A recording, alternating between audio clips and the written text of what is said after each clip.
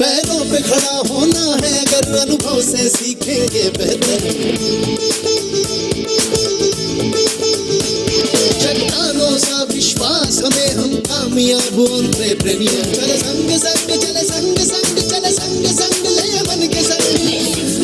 Let's experiment, let's execute, let's enjoy. Let's explore, let's experiment, let's execute, let's enjoy. पैरों पे खड़ा होना है अगर अनुभव से सीखेंगे बेहतर। चट्टानों सा विश्वास हमें हम कामयाब एंटरप्रेन्योर। उत्साह के रंग बन के तपन ले मन के संग।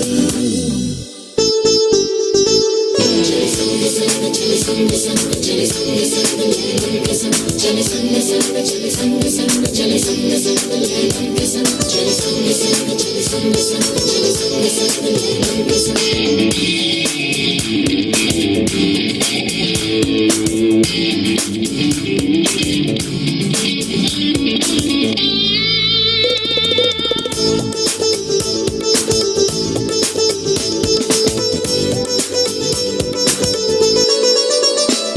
ये सोच नहीं खुद तक सीमित इस देश के प्रगति का है विजन। आर्थिक आजादी मिले हमें है ध्येय बड़ा हो परिवर्तन। Let's explore, let's experiment, let's execute, let's enjoy. Let's explore, let's experiment, let's execute, let's enjoy. ये सोच नहीं खुद तक सीमित इस देश के प्रगति का है विजन। आर्थिक आजादी मिले हमें है ध्येय बड़ा हो परिवर्तन। मन में मन जीतेंगे जंग ले मन के संग। चले संग संग चले संग संग चले संग संग ले मन के संग। चले संग संग चले संग संग चले संग संग मान है और सपने नए हौसले है बुलंद। चले संग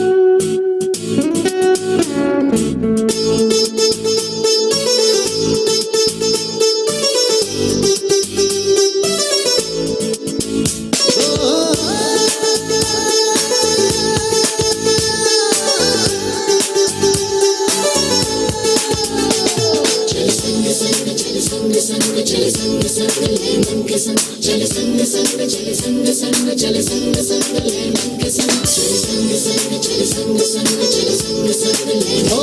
लाखों अरमान है और सपने नए हौसले है बुलंद। चले संग संग चले संग संग चले संग संग ले मन के संग। चले संग संग चले संग संग चले संग संग ले मन के संग। चले संग संग चले संग संग चले संग संग ले मन के संग। नहीं कुछ मुश्किल कर वही हासिल जो लक्ष्य हमने मन में ठाना है। सोच बड़ी उसे यही को छूना खुद को ही अब तो हमने पहचाना है। पर्पस लाइफ का जाना कर्तव्य एक निभाना।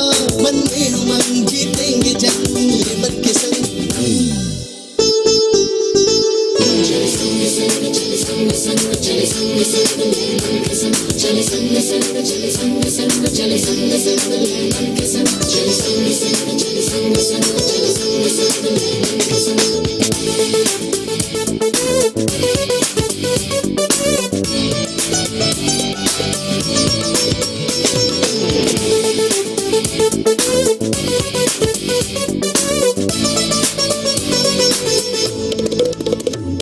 पैरों पे खड़ा होना है अगर अनुभव से सीखेंगे बेहतर।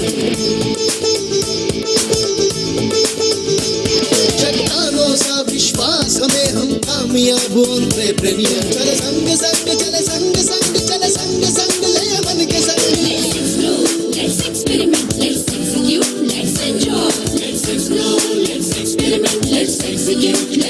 पैरों पे खड़ा होना है अगर अनुभव से सीखेंगे बेहतर चट्टानों सा विश्वास हमें हम कामयाब एंटरप्रेन्योर उत्साह के रंग बन के दबन ये मन के संग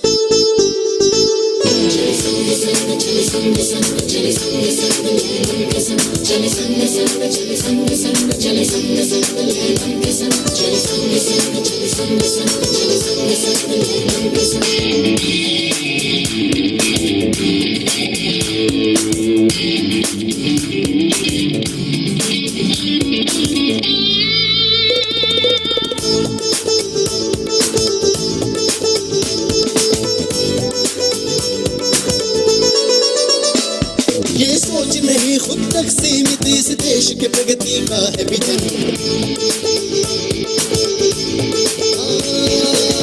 आजादी मिले हमें है ध्येय बड़ा हो परिवर्तन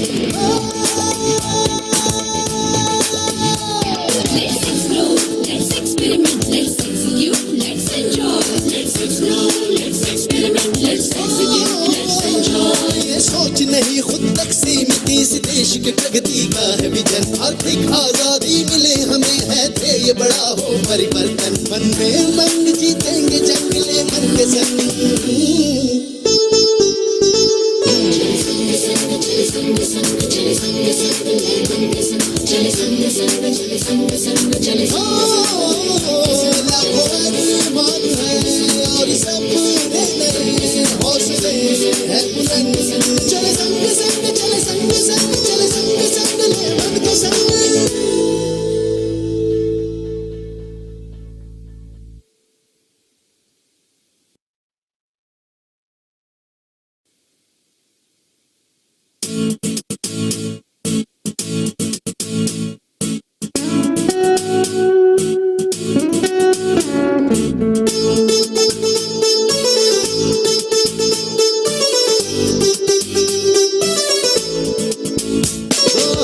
लाखों अरमान है और सपने नए हौसले हैं बुलंद चले संग संग चले संग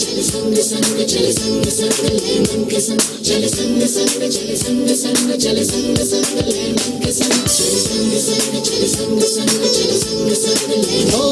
लाखों अरमान है और सपने नए हौसले हैं बुलंद चले संग संग चले संग संग चले संग संग ले मन के संग चले संग संग चले संग संग चले संग संग ले मन के संग चले संग संग चले संग संग चले संग संग ले मन के संग नहीं कुछ मुश्किल कर वही हासिल जो लक्ष्य हमने मन में ठाना है सोच बड़ी उसे यही को छूना खुद को ही अब तो हमने पहचाना है पर्पस लाइफ का जाना कर्तव्य एक निभाना मन में उमंग जीतेंगे जंग ये मन के संग चले संग संग चले संग संग चले संग संग ले मन के संग चले संग संग चले संग संग चले संग संग ले मन के संग चले संग संग चले संग संग चले संग संग ले मन के संग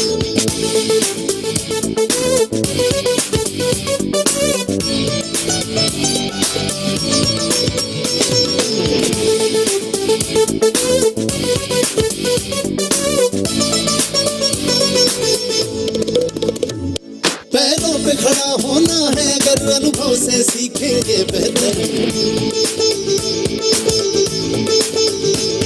चट्टानों सा विश्वास हमें हम कामयाब एंटरप्रेन्योर चले संग संग चले संग संग चले संग संग ले मन के संग Let's explore, let's experiment, let's execute, let's enjoy. Let's explore, let's experiment, let's execute, let's enjoy. पैरों पे खड़ा होना है अगर अनुभव से सीखेंगे बेहतर चट्टानों सा विश्वास हमें हम कामयाब एंटरप्रेन्योर उत्साह के रंग बन के दबन ये मन के संग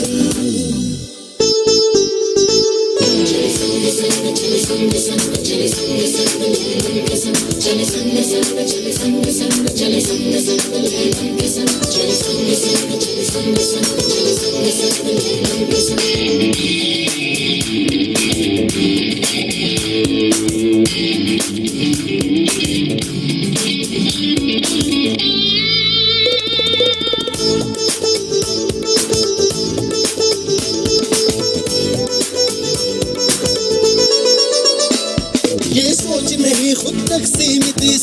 के प्रगति का है विजन।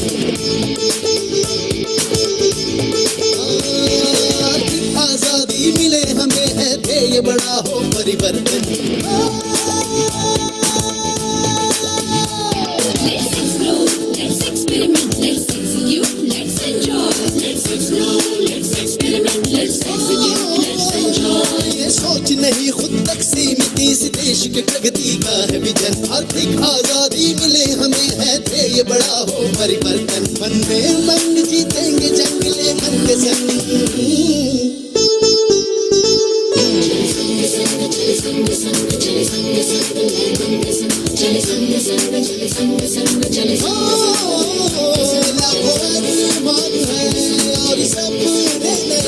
और सपने नए हौसले हैं बुलंद।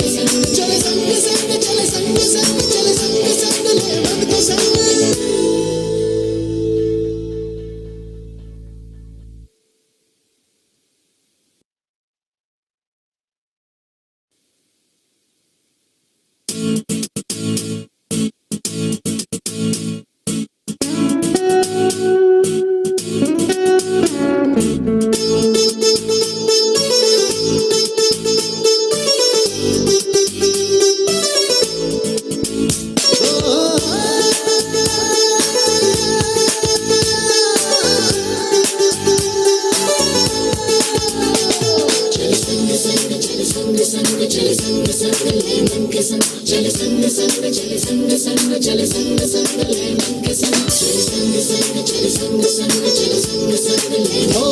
लाखों अरमान है और सपने नए हौसले हैं बुलंद। चले संग संग चले संग संग चले संग संग ले मन के संग। चले संग संग चले संग संग चले संग संग ले मन के संग। चले संग संग चले संग संग चले संग संग ले मन के संग। नहीं कुछ मुश्किल कर वही हासिल जो लक्ष्य हमने मन में ठाना है।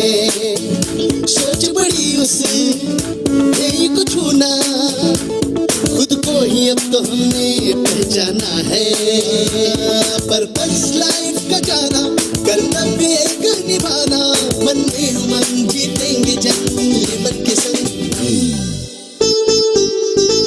चले संग संग चले संग संग चले संग संग ले मन के संग। चले संग संग चले संग संग चले संग संग ले मन के संग। चले संग संग चले संग संग चले संग संग ले मन के संग।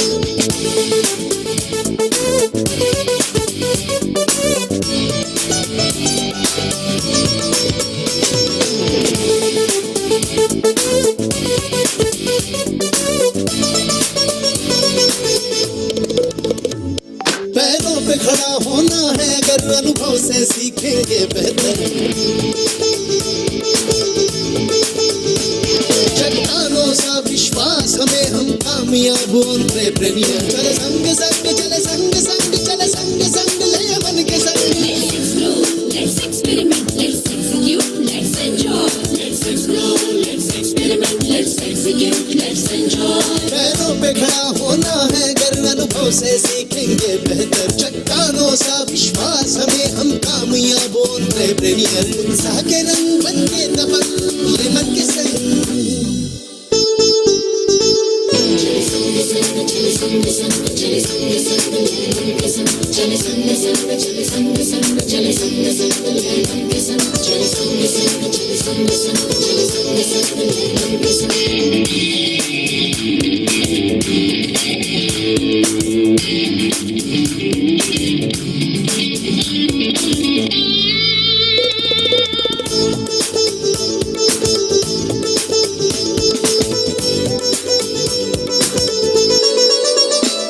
ये सोच नहीं खुद तक सीमित इस देश के प्रगति का है विजन।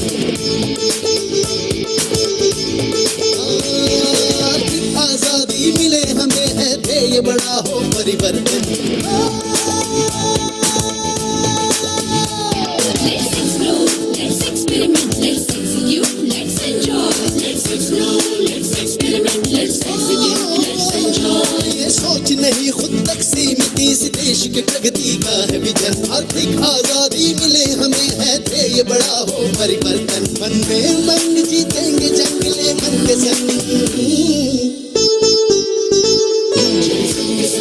लाखों अरमान है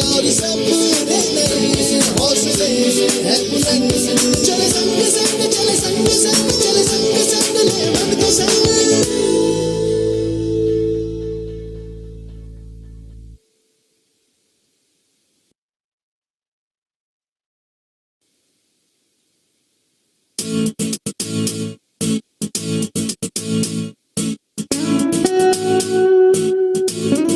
सपने नए हौसले हैं बुलंद चले संग संग चले संग संग चले संग संग ले मन के संग लाखों अरमान है और सपने नए हौसले हैं बुलंद चले संग संग चले संग संग चले संग संग ले मन के संग चले संग संग चले संग संग चले संग संग ले मन के संग चले संग संग चले संग संग चले संग संग ले मन के संग नहीं कुछ मुश्किल फिर वही हासिल जो लक्ष्य हमने मन में ठाना है सोच बड़ी उसे यही को छूना खुद को ही अब तो हमने पहचाना है पर्पस लाइफ का जाना कर्तव्य एक निभाना मन में उमंग जीतेंगे जंग ये मन के संग चले संग संग चले संग संग चले संग संग ले मन के संग चले संग संग चले संग संग चले संग संग ले मन के संग चले संग संग चले संग संग चले संग संग ले मन के संग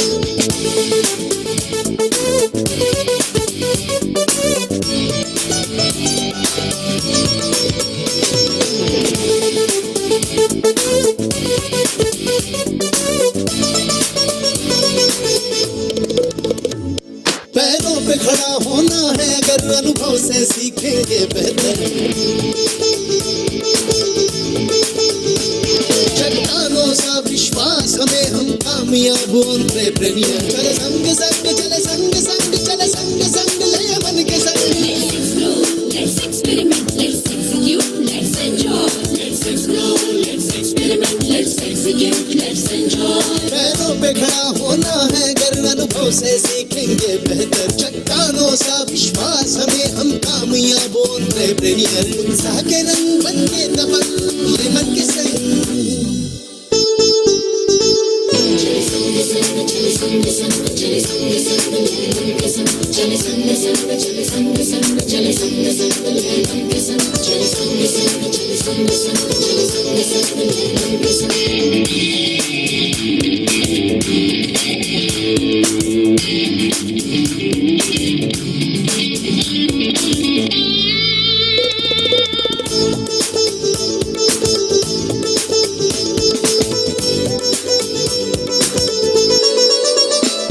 ये सोच नहीं खुद तक सीमित इस देश के प्रगति का है vision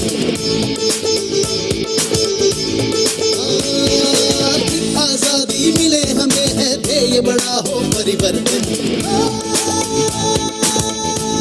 Let's explore, let's experiment, let's execute, let's enjoy. Let's explore, let's experiment, let's execute, let's enjoy. ये सोच नहीं खुद तक सीमित इस देश के प्रगति का है विजन आर्थिक आजादी मिले हमें है ध्येय बड़ा हो परिवर्तन मन में उमंग जीतेंगे जंग ले मन के संग चले संग संग चले संग संग चले संग संग ले मन के संग चले संग संग चले संग संग चले लाखों अरमान है और सपने नए हौसले हैं बुलंद चले संग संग चले संग संग चले संग संग ले मन के संग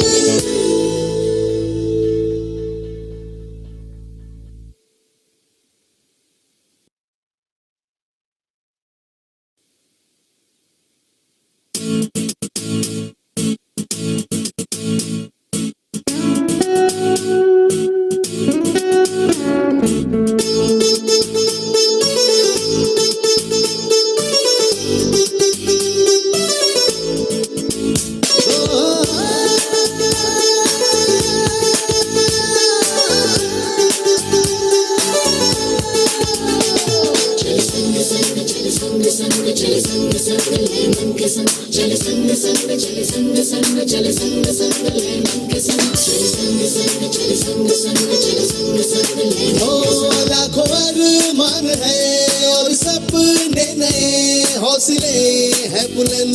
चल संग संग, चल संग संग, चल संग संग ले मन के संग, चल संग संग, चल संग संग, चल संग संग ले मन के संग, चल संग संग, चल संग संग, चल संग संग ले मन के संग। नहीं कुछ मुश्किल कर वही हासिल, जो लक्ष्य हमने मन में ठाना है, सोच बड़ी उसे यही को छूना, खुद को ही अब तो हमने पहचाना है।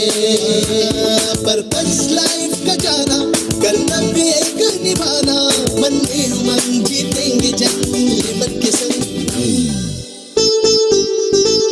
चल संग संग, चल संग संग, चल संग संग ले मन के संग, चल संग संग, चल संग संग, चल संग संग ले मन के संग, चल संग संग, चल संग संग, चल संग संग ले मन के संग।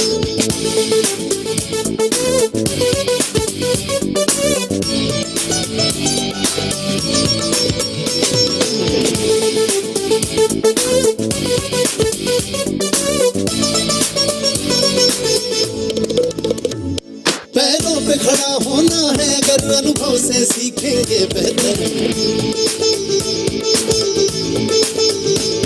चट्टानों सा विश्वास हमें हम कामयाब एंटरप्रेन्योर। चले संग संग, चले संग संग, चले संग संग ले मन के संग। Let's experiment, let's execute, let's enjoy. Let's explore, let's experiment, let's execute, let's enjoy. पैरों पे खड़ा होना है अगर अनुभव से सीखेंगे बेहतर, चट्टानों सा विश्वास हमें हम कामयाब एंटरप्रेन्योर। उत्साह के रंग बन के तपन ये मन के संग। चल संग संग, चल संग संग, चल संग संग ले मन के संग, चल संग संग, चल संग संग, चल संग संग ले मन के संग, चल संग संग, चल संग संग, चल संग संग ले मन के संग।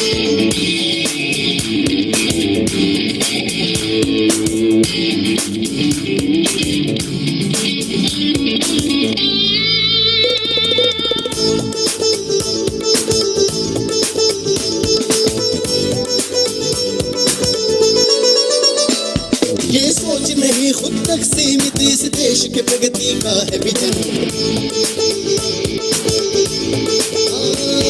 आर्थिक आजादी मिले हमें है ध्येय बड़ा हो परिवर्तन। Let's explore, let's experiment, let's execute, let's enjoy. Let's explore, let's experiment, let's execute, let's enjoy. ये सोच नहीं खुद तक सीमित, इस देश के प्रगति का है विजन। आर्थिक आजादी मिले हमें है ध्येय बड़ा हो परिवर्तन। मन में मन जीतेंगे जंग ले मन के संग।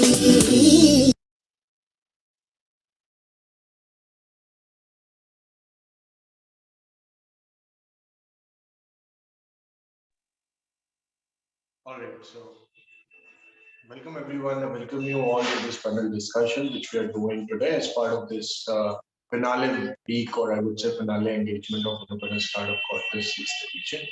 So this panel discussion is around post-COVID.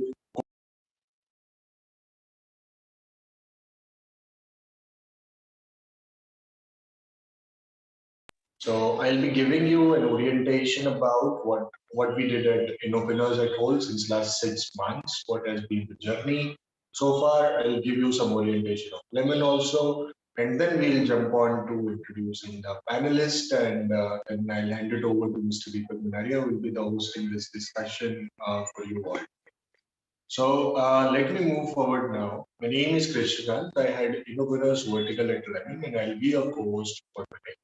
I have with me Mr. Deepak Manaria, who is the who will be hosting this program, and I'll be co-hosting this program with him today. Before we proceed ahead, a sincere thanks or many thanks to our lead partners, GIZ, which is German Development Corporation, an agency run by German federal government, for supporting this initiative as one of our lead partner, I would say sponsor. Discover Dollar, our second lead partner, I would say second sponsor for Innopreneur 6th edition. Discover Dollar is one of our winner of Innopreneur's 2015 edition, and now they are supporting us for conducting 2015. So this has been the impact that we created.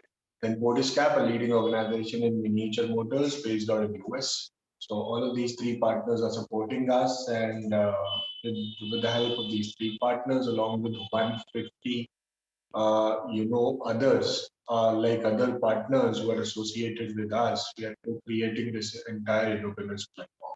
I'll quickly walk you through the introduction of Lemon as well. So, Lemon has evolved as an enabling and self-sustaining ecosystem for creation and nurture and growth of entrepreneurial networks. We run various initiatives for propelling innovation, self-reliance, and job creation, particularly for Bharat, right, the tier 2 and tier 3 cities. The major contribution of Lemon includes awareness building, training, mentoring, as well as venture creation and SLM. So, Lemon was conceptualized and founded with a vision to channelize the huge potential of growth and idea possibilities into innovation and job creation by Mr. Deepak Gunaria and many other like-minded friends. So, Mr. Deepak, who is the founder of Lemon Ideas, he's a first generation entrepreneur, and earlier he founded Lemon Technologies. I'll talk about his profile more when we jump on to introducing our panelists, right? So Lemon has been started in 2013, and since then we've been the most vibrant ecosystem in India. We moreover work in four verticals. So the first vertical that we have is ideas, wherein we do startup incubation, acceleration, and mentoring related activities. Our core focus is around education, sustainable living, and environment. We also do consulting to the organizations who wanted to set up similar sort of businesses. The second vertical that we have is Lemon School of Entrepreneurship, which is our new age entrepreneurship vehicle. We absolutely do not refer to any books when it comes to teaching and learning entrepreneurship. We have been framing our own pedagogy since last 7 years, and have been working on our, and have been it's an unconventional education space, I could say. We have built out in the last 6, 7 years of our function. So we moreover work around training, mentoring, a lot of college level interventions also under Lemon School. Innovinners is one of our competition platform wherein we run our flagship program, Innovinners Startup Contest. We also run few of the idea contests and we run a community also under Innovinners. So this is our third vertical. The fourth vertical, which is evolving right now at Lemon, is around Lemon Seed, is around funding, which we call Lemon Seed Fund. So this is what give you a gist about, Lemon. If we talk about the impact numbers at Lemon, then we have mentored around 500 plus startups so far, having deeply supported, or maybe I would say the startups who have at least been through acceleration or incubation program with us has been 150 plus so far in the last 7 years. We have deeply trained or supported around 3,000 plus entrepreneurs till now. If this number needs to be go around awareness or recognition level, this would go around 50 to 60,000 also. We have a very stringent network of around 150 plus partners which we have built, uh, like in few of the previous years. So this partner network is spread across India and few of the South Asian countries as well. Every year we have a reach of around 500,000 people through our various digital properties that we have built and platforms that we have built in. We have recognized 100 plus entrepreneurs so far for their good work. We also run a social initiative which we call Lemon Gurukul. So we basically support entrepreneurs under this. So any entrepreneur who cannot be able to pay us or like support in terms of monetary terms, we actually take them under Lemon Gurukul program, and we supported around 300 plus entrepreneurs so far. Like under this. And if we talk about the events, then we've conducted around 250 plus events so far in the last 7 years. We've small and big, having completed around 5,000 plus startups. So this is what the impact number looks like. We have few of the guiding principles at Lemon, and I wanted to take your attention to it. So we have these five guiding principles, and the number one is obviously the spiritual fulfillment. So if you visit our website, if you If you study our websites, you will find a lot of psychotherapists or psychologists as our mentors to startups. Because we would want that you should be equally fulfilling your purpose. Your purpose should relate to your startup. The second one is obviously the innovation, which we work for. And with this, we have in our tagline also, your lemon, your fruit for innovation, right? Then the third one is sustainability. Absolutely, when we started on our own and we've been sustaining on our own, right? It's been around 7 years. We have not taken any sort of investments, any sort of government grants. We are not cost centers like other incubators. We have been generating our own revenue. We have been, sustaining in our own revenues. So we expect the same. We pass on this guiding principle to our startups also. You should build a sustainable model rather than go in that, growth. Then comes your the fourth guiding principle, which is conscience. So any business which we support, any startup which we support, we actually see this from a different perspective, whether this is doing good or social good for the society or not. Then comes the co-creation, which we are very much fan of. So these are the five guiding principles that we have at Lemon. I wanted to take your attention to few of the prominent guests at Lemon, right from people from government to corporates to the startup world, right?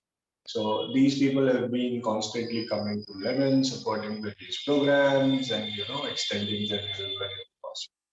So let me move further now. Talking about the partnership network, I was talking to you about this. So we have this partnership network of around 150 plus partners, which includes the funding organizations, the incubators, the ecosystem organizations, community organizations, and few of the corporates as well. So we have around 135 of such in India, and 15 of them are outside. I'll be walking you through a journey of innovators also in a very brief. So innovators, we started 1 year after we started. 2014, innovators has started. Since then, we've been consistently doing it. 2019, we started doing a lot of other activities also in it. So we started doing idea contest, corporate innovation contest, and community also. Then in 2020, we like it has changed its landscape to international also by going into like more countries, right? So 2020 was our sixth edition, which we inaugurated in October last year. So this has been the statistics for sixth edition. So we have thousands of startup enrollments. We have conducted this particularly in India, but we have conducted few of the specific rounds for 8 more countries apart from India. We've conducted around 50 plus pitching rounds since October till now, completing around 550 plus pitches. 550 plus startup pitches, having around 150 partners who are co-creating this competition with us. Also, approximately 100 plus jury panel members have joined us for assessing these 550 startup pitches which we attend, right? And apart from this, we selected around top 100 teams. To these top 100 teams, we have given around 100 hours of training or mentoring input, right? So this has been the statistics of these top 100 teams which were selected out of all of these 50 pitching rounds, 550 pitches. So the average age in this cohort of our top 100 startups is like 30 years, wherein we have a veteran of 58 years participating and the youngest participant was 15 years. 75% of the startups in this top 100 funnel were revenue generating, right? 60% of them have the pitching dimension. We expect like 100 plus investment threads to be initiated these top 100 startups. Also, as I already told you, that co-creation and collaboration is one of the guiding principles in Lemon. So we initiated a lot of activities, we conducted a lot of activities which actually fostered co-creation and collaboration among these top 100 startups. So we're expecting around 200 plus collaboration threads to be initiated within these top startups. The timeline for this innovative startup contest sixth edition looks like we inaugurated this in October 31st, like in October last year. Since then, we've been conducting the regional rounds across October, November, December, and January. We have done a pre-finale engagement, which includes mentoring sessions, training sessions, investment explorations, incubation explorations with the top 100 team from 30th of January to 14th of Feb. We have done a finale round in the morning today, that is on 18th of February, and we will be doing the grand finale on 20th of February, right? So this is what the timelines for our sixth edition looks like. We have this finale week engagement, particularly with us, out of which the first one, which we are doing today. So it's a panel discussion which we are doing on 18th of February around post-COVID workers entrepreneurs problem, the problem or the fund, right? So this is part of our finale week engagement. 19th, which is tomorrow, we are doing a roundtable with CEOs on how and why of innovation, right? And 20th of February, we will be doing a grand finale, which is from 9 a.m. in the morning to 12:30 p.m., right? So for these 3 and 3.5 hours, what we're going to do is it has a lot of startup pitches, like top 8 or top 10 startups will come there and they will be pitching in public. There will be a award ceremony that will be happening. There will be the speeches by the guests.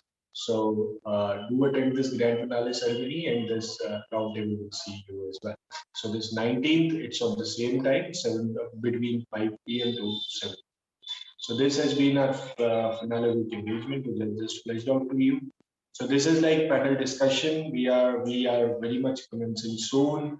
I'll be quickly introducing the panelists now. So we'll be having Mr. Deepak Panaria, who is the host for who will be the host for this panel discussion. Mr. Nagaraja Pikasam, who is the angel investor and partner at Human Fund. Mr. Prajakth Rao is the founder and CEO of Wi-Fi, and Dr. Charvi Mehta is the lead expert in technical expert and lead analyst at GA. I'll be quickly introducing all of our panelists in detail so that you know that uh, who are they and what background they come from. So let me introduce our first panelist, Mr. Nagaraja Pikasam. So Naga sir is a partner in a human fund. He is also the lead angel investor and founding angel at Indian Angel Network. He's the founder chairman of Native Lead, which is a I mean you know like a funding organization based out in South India, right? He's also advisor and mentor in residence at NSRCEL, which is the Innovation Cell of IIM Bangalore. So Nagaraja Prakasam is a versatile and passionate leader with around 27 years of global experience, a decade in the US and the rest in India. As a full-time lead angel investor, he lead around 50 he lead around 15 deals, invested in 23 startups, serves around 12 boards, seen 6 exits, and 2 write this has been a quick introduction of Mr. Nagarajan Prakasam. Let me introduce our second panelist for today, Mr. Prajakth Rao. So he's the co-founder at Applyify, which is a company based out in Gurgaon, running various initiatives for startups. One of their initiatives is Accelerate, which they started recently in December 2020. So Prajakth sir has over around 30 years of multifaceted experience. He's an entrepreneur, professional, startup ecosystem builder, mentor, and an angel investor also. For past 17 years, Prajakth sir has been an active participant in the startup ecosystem in India. So Prajakth sir is the founder and CEO of Applyify, as I already told you, a company that manages the startup engagement program for corporates and managing partner of Supply Chain Labs, while Lewis Partners, a PE fund. Prajakth sir is also driving the formation of India's EXO Fund, a platform to provide the seed capital, particularly for MVP or pilot stage startups. Previously, Prajakth sir was heading the operations of Indian Angel Network and the Asia Director for the Indus Entrepreneurs, which we generally know as TIE, right? So Prajakth sir also co-founded Orange Cross and was a founding member of Idea Lake Technologies. So this has been a very quick introduction of Prajakth sir. Let me introduce our third panelist, Dr. Charvi Mehta. So Dr. Charvi Mehta has been serving as a technical expert and policy lead for MSME Innovation Project, which is a project run by GXZ particularly, and she's been doing it for last approximately 1.5 years. Before that, she was working as a consultant with Ministry of Skill Development and Entrepreneurship in Government of India. And she worked there for around 5 years. Dr. Charvi has over 8 years of experience in the field of entrepreneurship and education. She has been working with top bureaucracy in the Government of India, initiating and developing numerous policy interventions in the areas of particularly entrepreneurship and skilling. So these includes policy design, partial implementation of national schemes on entrepreneurship, education, mentoring, awards, and skill loans. She also contributed to the design of startup policy of AICTE 2016 and the National Policy for Skill Development and Entrepreneurship 2015, right?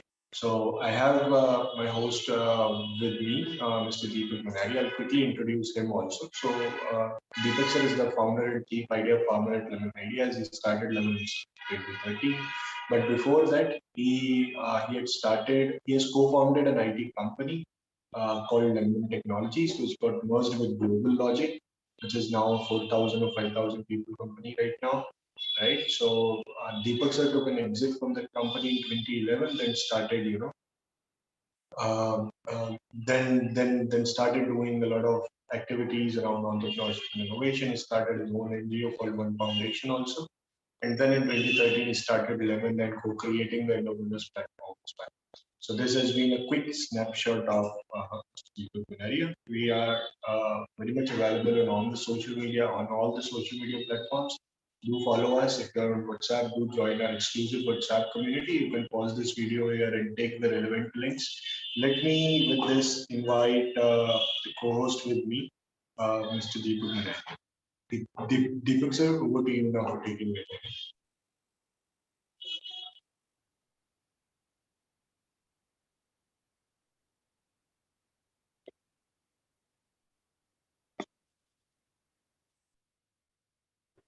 Deepak, you're on mute, or at least we can't hear you for now.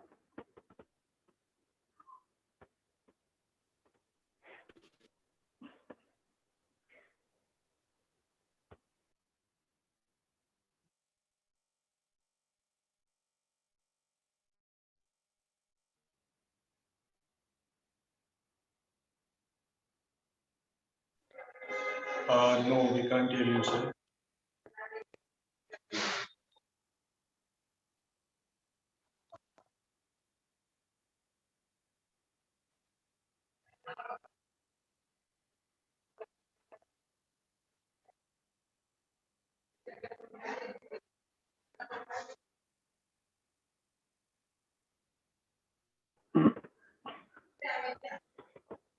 Deepak, I think your mic is not getting recognized by the system. You might want to get rid of the mic and come directly onto the system mic.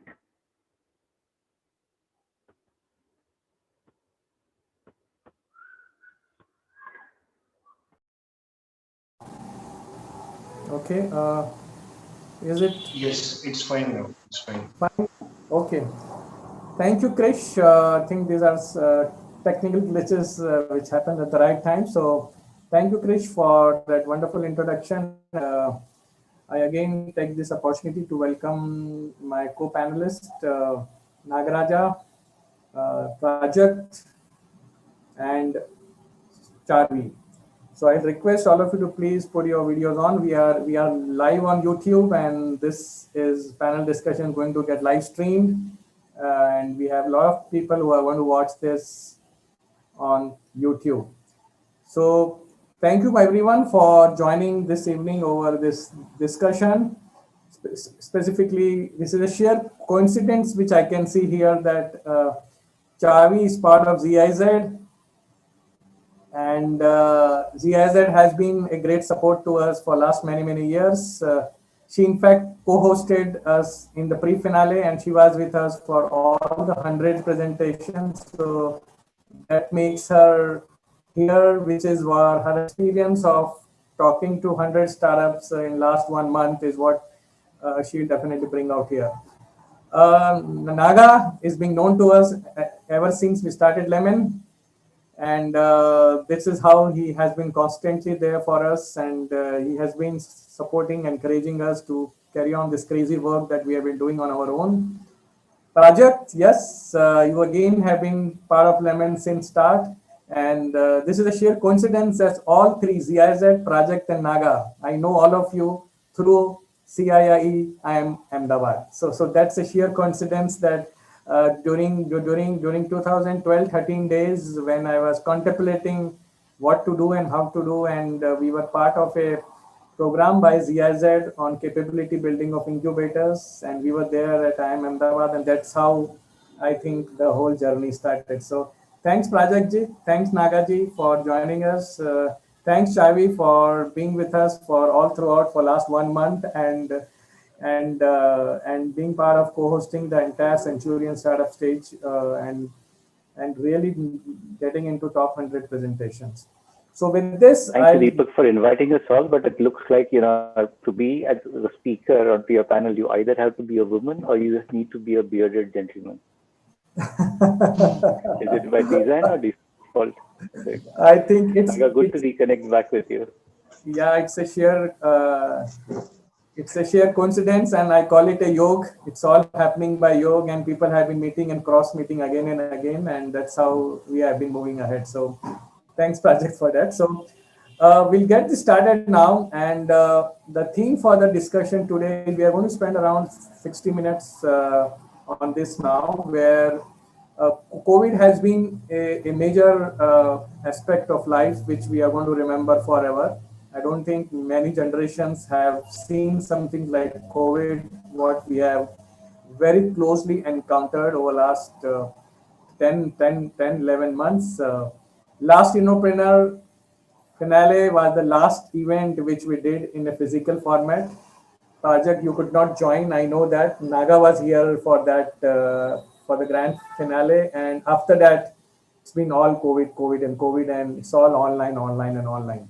So yes, with this ambiguity in front of us, with this uncertainty in front of us, still we are not out of COVID. These new strains of COVID are appearing here and there in the world. The fear psychosis still exists. We haven't yet gone out into our normal life gear, which we used to be in last February and March. So all this means a lot when it comes to entrepreneurs, startup founders. I personally have gone through a lot of reflections, a lot of insights, a lot of learnings out of my own life during this entire COVID era. And I'm sure everyone would have gone through that. So with these reflections, with this experience of being into this kind of a COVID time when what we never imagined happened, we never expected railways to stop. We never expected airlines to stop. We never expected people traveling to stop. We never expected restaurants to stop. We never expected colleges and schools to stop. And the most essential part of the life work stand still, and we realized life is still on. Life can still go on, which we never expected could stop, finally stop. And there was a time when nobody was sure what happens next. So we have gone through that. Things are getting to normal, but there are very essential questions which we have been hearing from startups, which we have been hearing from entrepreneurs, and that will be the essential part of the discussion today. That is it.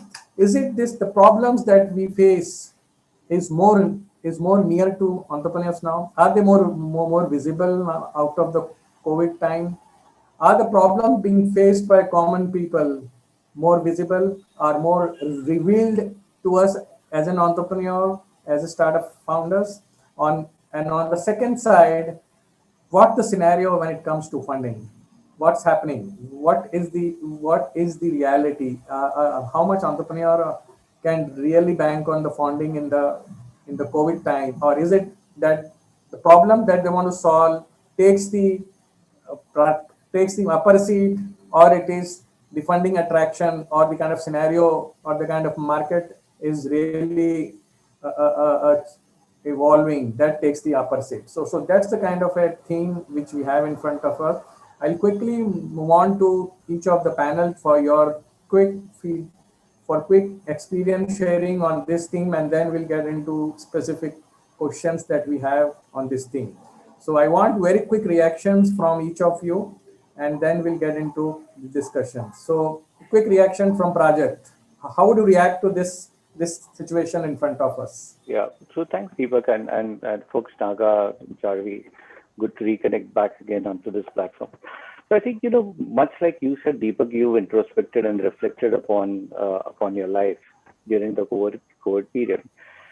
Similarly, governments and companies have also reflected on how they do business and how they conduct themselves. And as a result of that, there is a lot of changes that companies are thinking about. And therefore, one of the biggest things that companies are doing these days is saying that they don't have to rely on physical infrastructure for getting existing business done.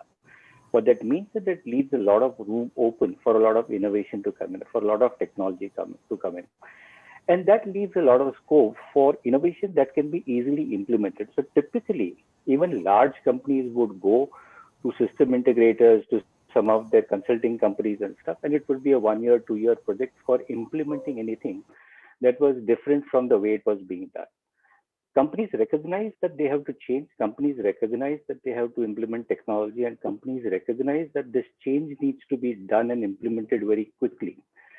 They also know that they don't have the time to really go out and experiment in that market and before they implement something. And therefore, the change and the technologies that they need to implement have to be frugal in nature, which means that and therefore, all these circumstances put in together, in my view, opens up a significant window for a lot of startups to get into the corporate space, in business areas that they were typically did not have a role to play.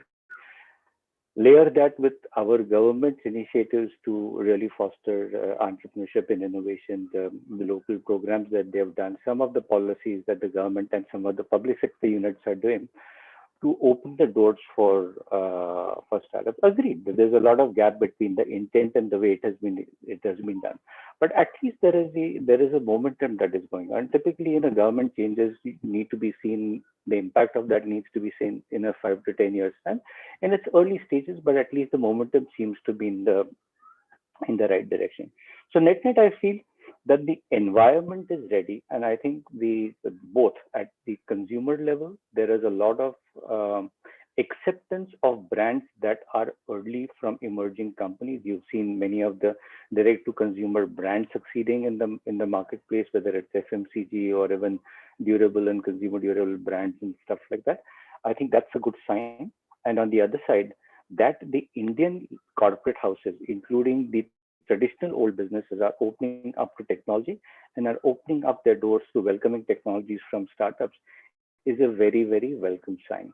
That can be seen by, in the number of, say, initiatives being done by small, large, and medium-sized companies, of all natures, in trying to engage with startups, especially some of the older word companies, including FMCG companies and all that, who are not seen to be as well plugged into the startup ecosystem, have now started doing a lot of these things. So all net, I think that's a very positive sign. On the funding side, I think there was always capital available, and there was a lot of capital available for businesses that can scale up.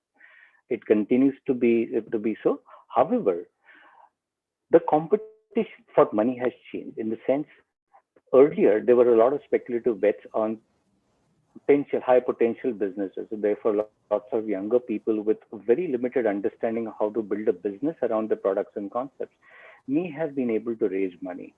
And in my view, at least for early stage capital, that market has shifted.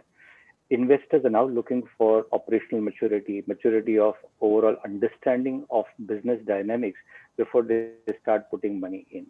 The second aspect that has happened, which is a very good thing in my view, is that for proving the foundational aspects about the business, the quantum of capital that is required and available is much lower. And therefore, and I've always been of the view that the first round, typically entrepreneurship growth, and of course this is subjective and dependent on different things, but 25 to 50 lakhs is the typical kind of quantum of capital that should be raised by startups, rather than $500,000, which used to be the typical number of the quantum that entrepreneurs used to look like. Layering that with the fact that there are many regional angel platforms that are getting created, where there is the kind of initiatives that Naga is supporting in South India through the Native Lead Foundation, or the regional angel networks that are coming in places like Indore, Bhopal, and several other places, Pune, Nagpur, and the kind of initiatives that Deepak, you and some people have been running, are all indicators that all is okay in the startup world. The opportunities are there. The startups are getting a lot more mature. Platforms like yours are helping them become a lot more scale ready, and there is capital available. So I remain optimistic about this space. Thank you. Thanks, Project, for that. That a very positive, optimistic opening batting from your side. So I'll quickly move on to Naga now. Naga, what's your quick reaction to this in terms of the COVID era problems that people face and the funding?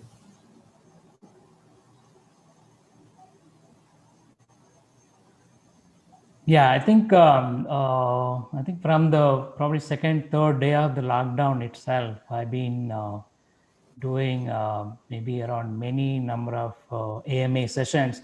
I think number one thing I always telling the entrepreneurs is that every crisis is an opportunity. You can just sit and moan about who's going to go to next, or just figure out what can I do with this current crisis. I'm very happy that there are hundreds of entrepreneurs. I've seen myself that what I call is pivot to adapt. They were adapting to the current issues very well. I think now it's been a year now. I think slowly we are coming out of it. So it does provide different opportunities as well. I think number one, which I always kind of push to people, especially social entrepreneurs, is around the ability to create companies with people and planet as well. I think this is a great opportunity that nature took revenge on us.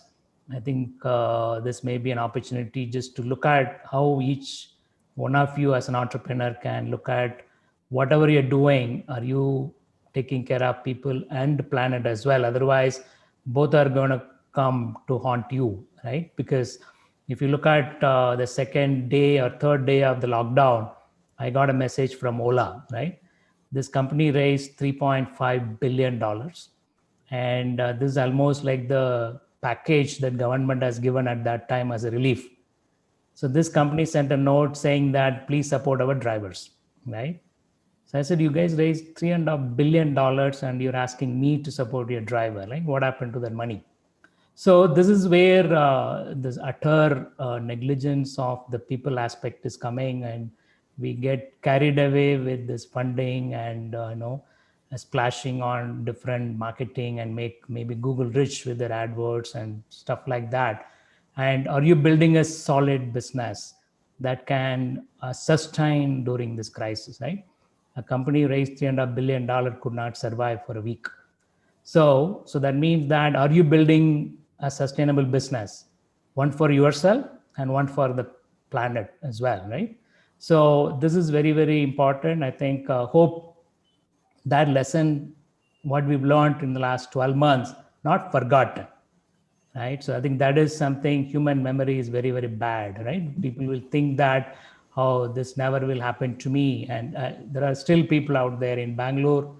There was a party, right? 300 people got infected in one or two parties. So these are the attitude that will never happen to me, right?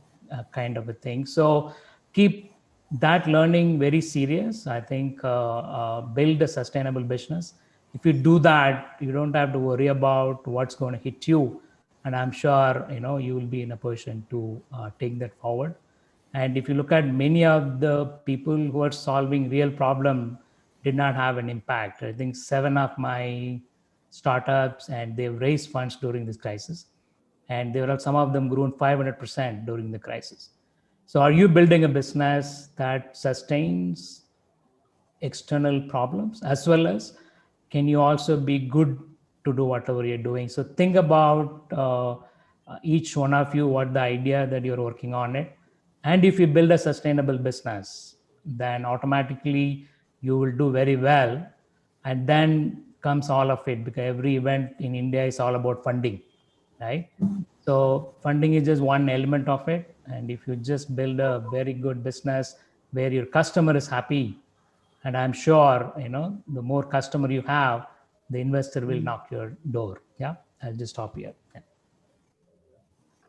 Thanks, Naga. And I think definitely there is a need for a word of caution here. As you rightly said, the conscience element is more prevalent after COVID for sure. I think the human conscience is more prominent in a lot of thought processes. People have started thinking about environment, about earth, the kind of cruelty we as a human beings have been showing towards our mother nature and environment for last hundreds and hundreds of years.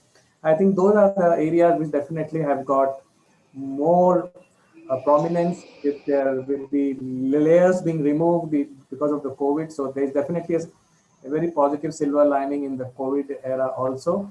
So with this, I'll move on to Charviji. Charviji has seen almost all 100 startups who got into Innopreneurs pre-finale. So what's your experience, Charvi, of this when it comes to problem being solved or funding is being chased? What's your experience or what's your take on this?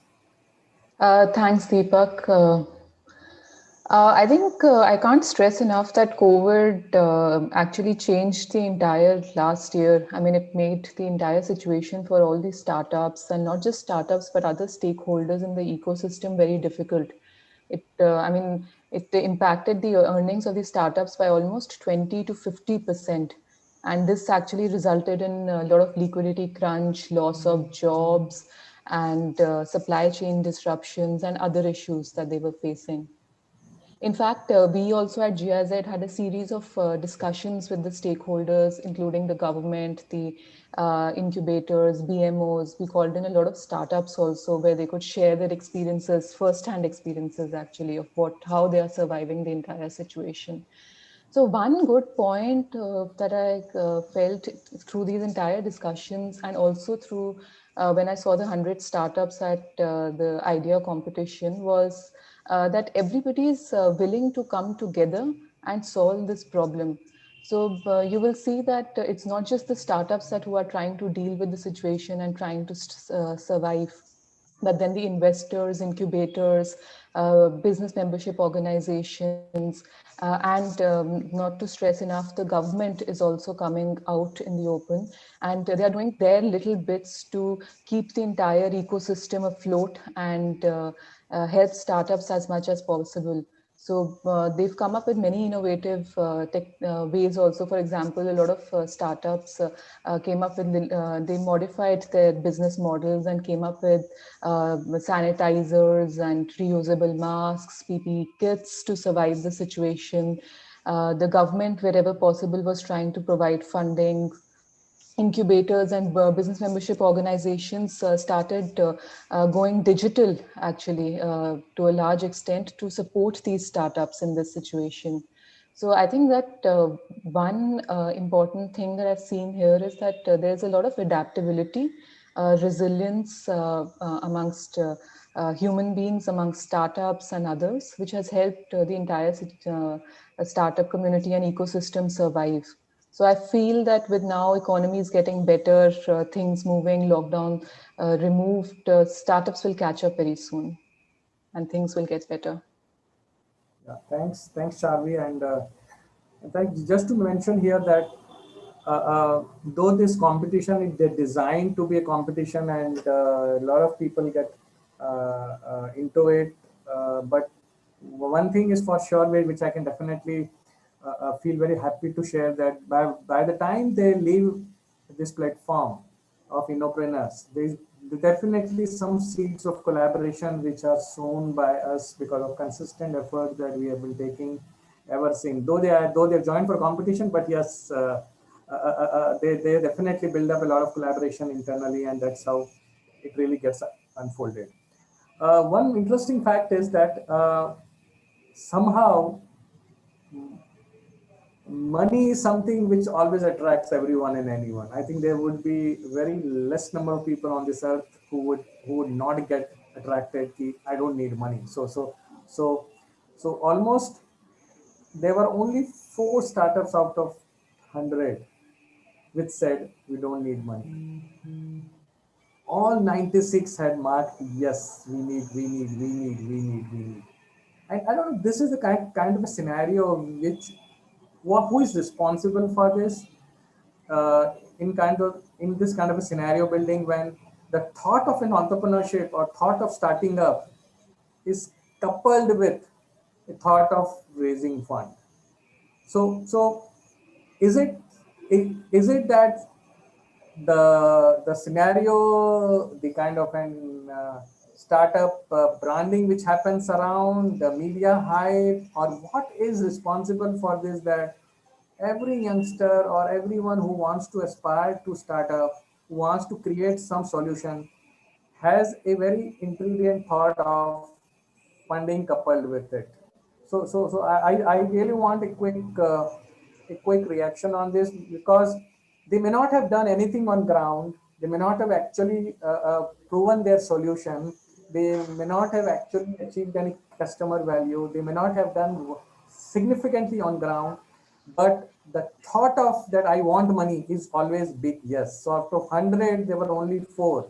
So I'll quickly move on to Naga on this to react very quickly. What do you think? What is responsible for this, and how can we correct this? Yeah, what is the last portion of that? Yeah, so I was saying, Naga, always we have seen that whenever somebody is trying to get into startup, whenever somebody is trying to get into a solution or an innovation, the thought of starting up is somehow coupled with funding. So who is Okay, yeah. responsible for this? Who Yeah, is responsible for this? What has made this created, that we are not able to break this? sure. I think the one is about, if you look at what is being celebrated in the country, that if somebody raises even 10 lakhs and he get a coverage everywhere, and people think that the moment you have an idea, this money is going to pour from the sky, right? And I have seen cases that even a student will call me, say that, sir, I have an idea, would you fund me? And I get calls from people working in corporates, sir, I have an idea, would you fund me? I'll quit my job. I said, don't quit, be there only, right? So this is the false notion is given, not only India, I think India copies from US, right? It is always about raising fund is being celebrated, and India has around 8 million SMEs, and in Native Lead Foundation I have 240 angels in Madurai, Tiruchi, Erode. This is like tier 2, tier 3, tier 4 towns. And many of these entrepreneurs, they're all HNI running 1,000 crore companies. They have no idea what a VC funding is. So this is the majority of India. They didn't even care what this VC funding is. But unfortunately, the 31,000 startups registered with the Startup India, they are completely spoiled with the notion that reading all this media and what's happening, they think is that funding is the number one thing, then everything else follows. I think that's a very wrong notion. You can see that virtual background at NSR Cell. We have a launchpad program. Every 3 months, there are like 30, 40 startups goes through. And in the first session to them, I always say that if any of you are here for money, please leave the room. So, we can help you how to make your customer happy. And that's the number one thing to be an entrepreneur, is about customer delight. Everything else is secondary, right? Even if you have money, there are 85 e-commerce companies got funded in 2015. Hardly anyone survived thanks to Walmart. Otherwise, Flipkart also would have gone, right? So this is a reality of it, that funding is just one element of it. So this is where we need to celebrate people who are doing without funding. There is a student startup, and he was just featured in Forbes 30 as a special mention. They started as a college students when they are 20-year-old. I've been watching them for the last 7 years. Bootstrap, completely bootstrap, never raised money. They won a competition in NSR Cell to get investment. They said, I don't want your money. All I want your mentoring. That's all. Today, they have 150 employees, right? And zero money raised. And you will see hardly anything written about them. But a guy raised 10 lakhs. You will see that he's jumping up and down in all the social media. Then it is sending a wrong notion to all the want to become entrepreneurs as well, that I think I have to get the money first, then only everything else follows. This is completely wrong. Yeah. Naga, who is responsible? Sorry? Whom you think is responsible for really making this? Yeah. So I think one is about even one could be media is one part. I think from angel investors is the other part. Today, this country, investors are celebrated. I always go there and say that, any entrepreneur comes to me for money. I said, you really need money. If you can manage without me, that's the best thing to do. But I don't think that's happening, because when investors get celebrated, they enjoy that part, right? Then they go on giving all these gyans that top 3 things investor will look for, top 10 things look for. I can build you a PowerPoint presentation for $20,000 to raise money, right? All this business have started and saying that I will raise money for it, right? 2000 probably a 6th time, you see that in Bangalore, everybody was a house broker. Your maid, your milkman, everybody will say that, sir, there is a house, there is a land to buy. Similarly, you have today that a lot of people mushrooming saying that I will raise money for you. So this is where I think there is one segment, and it is an investor market, because we are a overpopulous country. For everything there is a competition. 2000 railway jobs, you got 2 lakh application, right? This is a railway job. So similarly, we have 31,000 startups, hardly 600 get funded. So there is it's an investor market. So investors are celebrated in India more than it is required. Then everybody is, you just tomorrow, anybody put your LinkedIn title as investor, how many messages you get every day. So that's what our HNIs in Madurai will say that, wow, I never thought this. I've been running a 1,000 crore company, nobody recognized me. I just put now as an investor, I got calls from people in Mumbai, Delhi, and all that stuff, right? So this is the second problem. Yeah, Naga. So thanks, and I'm glad that I haven't put a word investor in my profile yet. So I'm much relieved as of now. So moving to your project, how do you react to this? What do you think about this hype? Do you think is it hype, or what's your opinion? No, I completely agree with what Naga said, and I like the fact that you asked this question, because if you see some of my writings for several years, I've been saying that our definition of our current definition of startups is a very Silicon Valley venture capital kind of model in entrepreneurship. Even the government of India's definition of startups is, in my view, inappropriate for India, or it's inadequate for India. The definition of being technology enabled, innovation led, scalable businesses.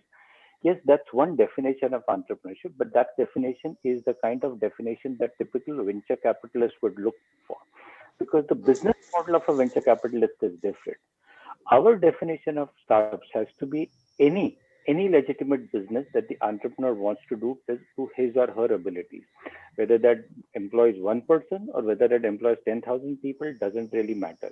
As long as they're doing something that is adding value to whatever domain that they're doing in, it is something that needs to be celebrated. Now, coming to funding, it is important for entrepreneurs to understand that profitability of a business and how investors make money are two very different things. A business makes money when, broadly speaking, when the revenues are more than what they spend, what then their expenses are.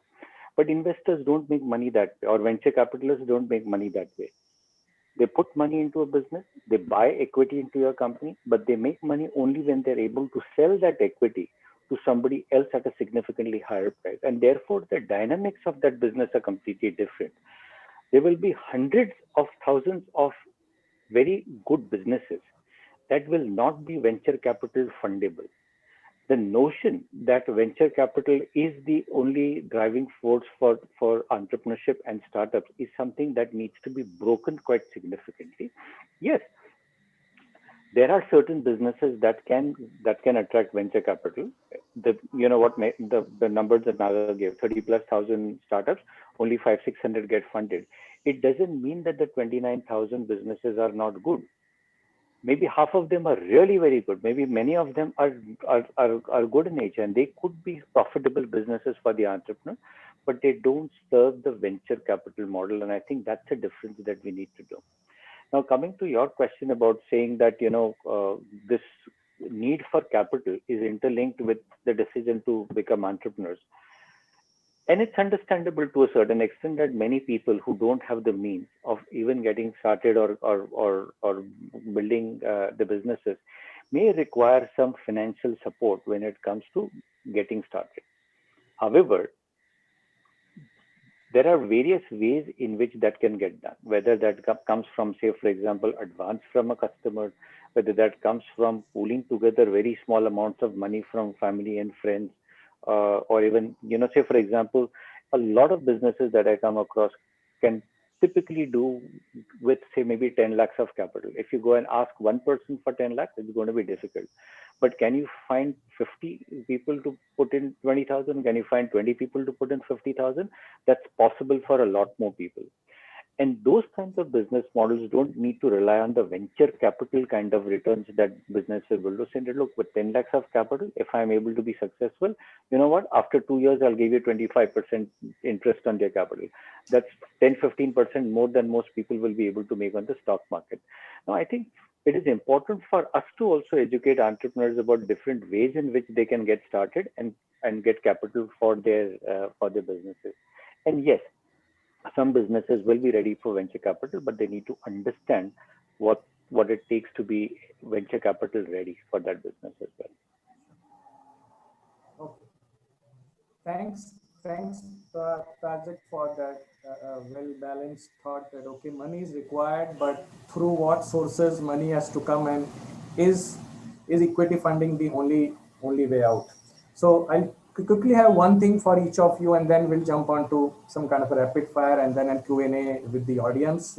So all those who are watching us on YouTube, all those who will watch this video later on, please keep noting these essential facts which are coming out from one of the few of the most veterans of the Indian startup ecosystem, who have seen this for last 20 years, who have been playing role of a catalyst, of a mentor for so many entrepreneurs and startups. So when they are talking out of a lot of wisdom which they have built up over so much of experiences. So please keep watching. Please keep a note of those essential elements. I'm sure that's going to help you in your journey ahead.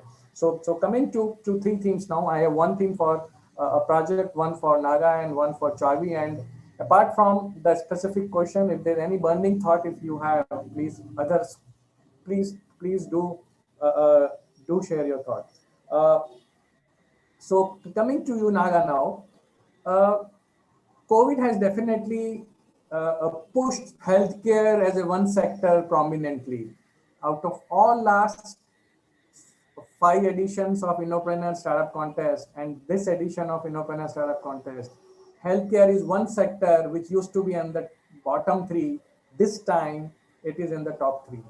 So does that mean that the core problems of the mankind are more getting prominence now? Are the issues of environment sustainability that continues to be a prominent in this startup list? I'm very happy that a lot of agriculture related entrepreneurs have been coming to us, have been getting noticed. So what do you think is the shift when it comes to addressing the core problems of mankind? What do you think and startup founder has to look at this scenario? What's your opinion on this? Yeah, I think that is very right, because this crisis, I've been telling that it has opened up three major areas, or reiterated the three major areas, which is more important. I think number one is obviously healthcare. Number two is the healthcare could be post and pre as well. Means that you have a disease, how do you handle it? But can you do prevention as well, right? This is one of this company that in Karur, a native special, and he used to sell snacks to US. Now he's selling natural immunity boosters, and he grew 500% during the crisis, right? So like this, preventive as well as the post, right? When you both healthcare related as one. The second is that essential, right? In 40 years of India's history, the GDP is shrinking. At the same time, the only one sector is grew, which is agriculture.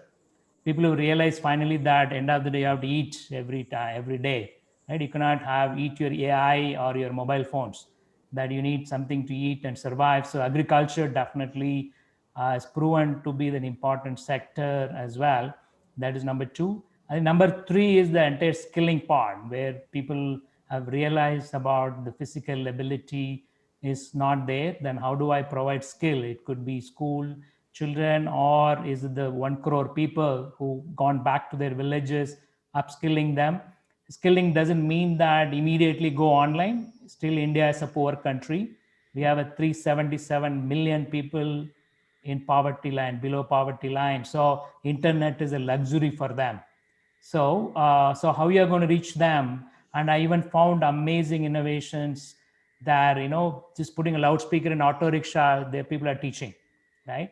And there is one group in Jamui, Bihar. It's an excellent infested area where in feature phone, the teachers are talking and teaching the children. The children are sending their assignment through India Post, right? I was amazed to see the kind of innovations across the country beyond this so-called, flashy internet startups. But across the country, entrepreneurs have come forward and beautiful solutions are evolving. I'm very, very positive. I think these three areas has created a fantastic innovation ability.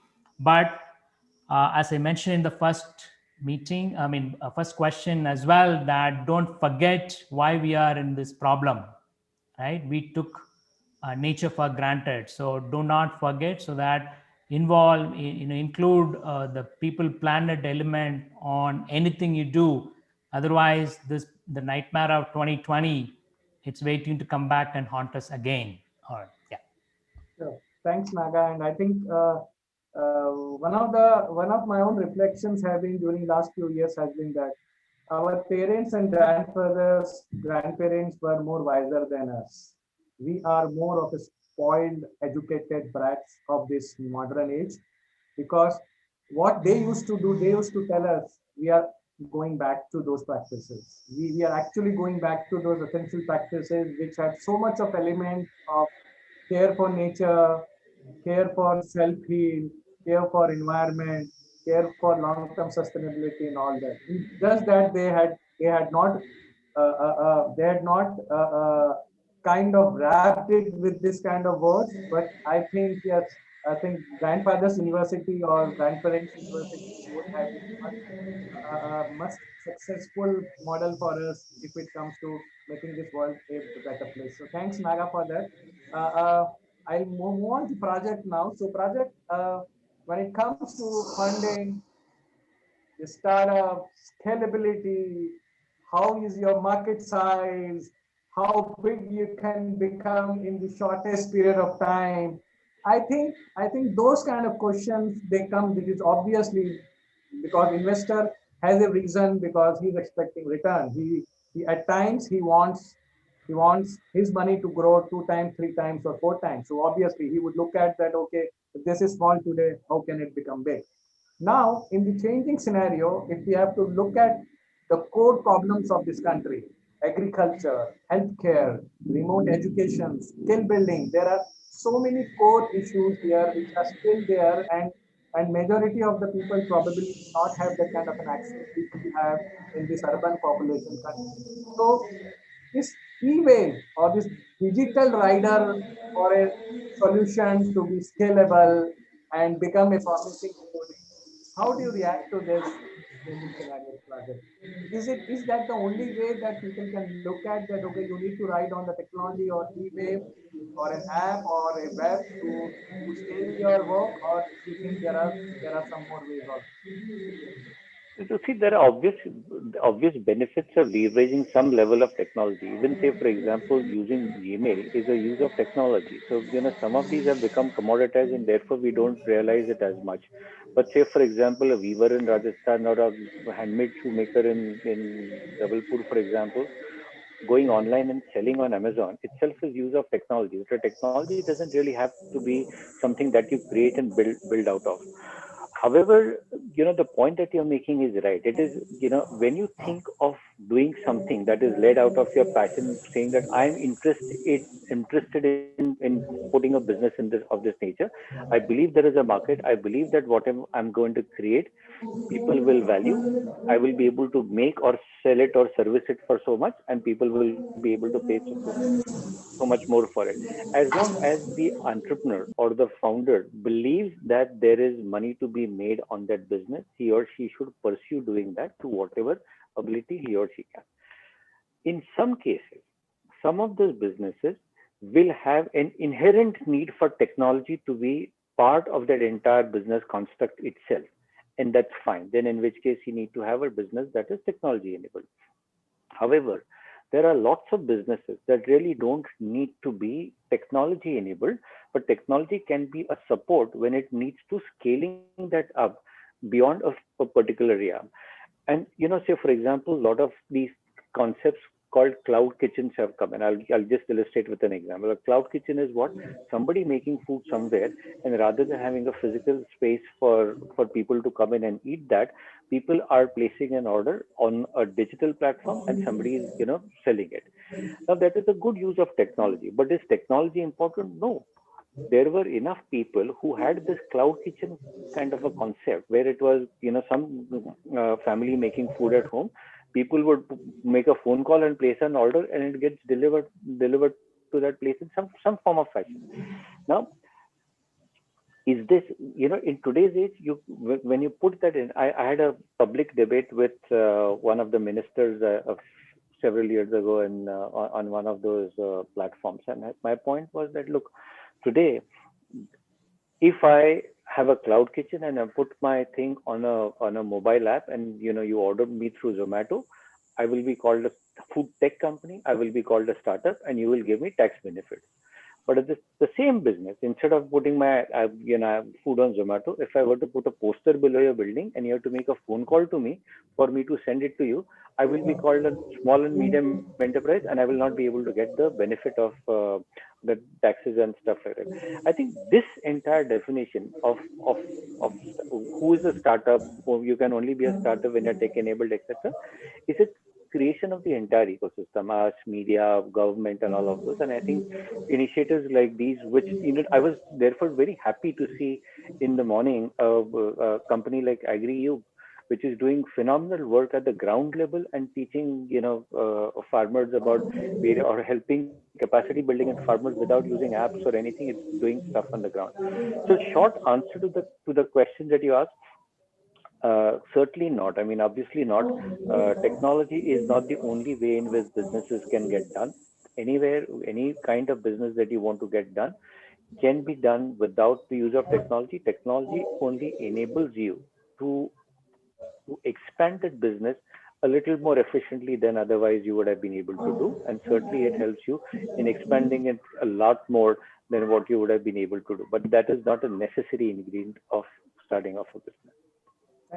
Thanks, Project. So all those who are watching us on YouTube, please keep a note that attaching E to your work is not an essential part that will help you in terms of just raising money. So it's not essential. You can still solve the problem. It becomes just use technology as a support and enabler and not as a key driver. So a very essential aspect coming out of this discussion, ladies and gentlemen, let's make technology as an enabler, let's make technology as a support, but may not necessarily be a prime rider for your primary work or the solution that you're trying to solve. Okay, I'll quickly move on to Charviji now. There's one aspect also which has been bothering me over this many years, and which I would want Prajakji and Nagaji also to react. So a lot of startups we meet, I also met a lot of people in this round of Innopreneurs also. There was an easy access to government grants. Now, there have been scenarios where they have got lakhs of rupees as government grants, and when we really see on ground, it's hardly any work that they have done.